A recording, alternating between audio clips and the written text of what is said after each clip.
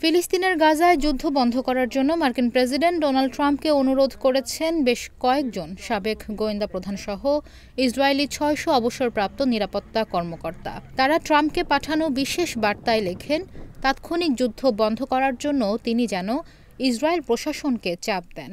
British সংবাদ মাধ্যম বিবিসির এক প্রতিবেদন থেকে এই তথ্য জানা যায়। বিশেষ বার্তায় সাবেক এই ইসরায়েলি কর্মকর্তারা দাবি করেন, আমরা পেশাগতভাবে যা বুঝতে পারছি তা হচ্ছে হামাস এখন আর ইসরায়েলের জন্য কৌশলগত কোনো হুমকি নয়। ইসরায়েলিদের বিশাল সংখ্যাগরিষ্ঠের কাছে ট্রাম্পের বিশ্বাসযোগ্যতা প্রধানমন্ত্রী নেতানিয়াহু এবং তার সরকারকে সঠিক পথে পরিচালিত করার ক্ষমতার নামান্তর। এ কারণে দ্রুত যুদ্ধ শেষ করুন, জিম্মিদের ফিরিয়ে দিন, দুর্ভোগ বন্ধ করুন।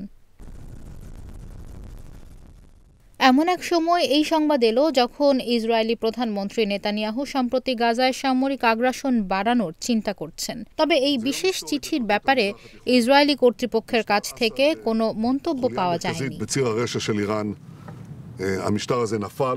2023 সালের 7 অক্টোবর ইসরায়েলে হামাসের হামলায় 1200 জনের বেশি মানুষ নিহত হয়। এরপর থেকে গাজায় ইসরায়েলি বাহিনীর অভিযান শুরু হয়।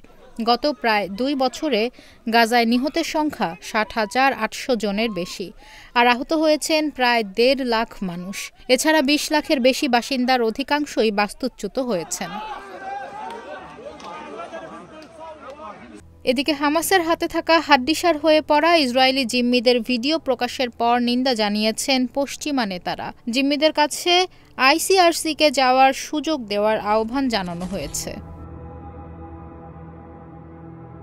হামাস জানিয়েছে, গাজায় খাদ্য সংকটের মধ্যে হামাস যোদ্ধা ও সেখানকার মানুষ যা খাচ্ছে, জিম্মিরাও তাই খাচ্ছে।